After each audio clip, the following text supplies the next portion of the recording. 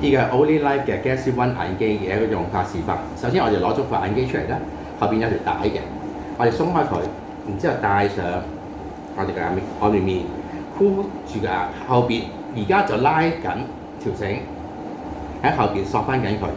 好啦，索翻緊咗之後，我就喺嘅機嘅側邊會有個開關掣，長撳佢。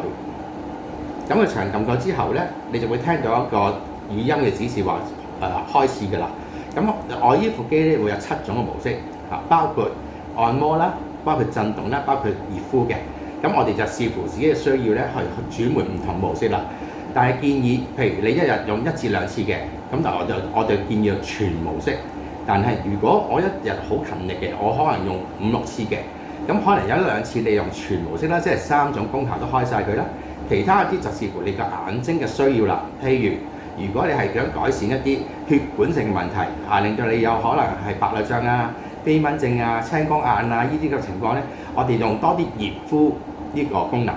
如果唔係，我想改善我一啲近視啊、老花啊呢啲係肌肉對焦嘅問題咧，我哋就用按壓嗰個功效多啲。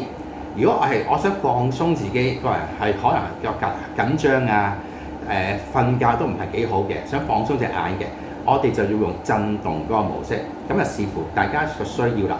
如果話冇乜需要嘅日常保健嘅，咁就3種模式都開晒咧，就最冇問題啦。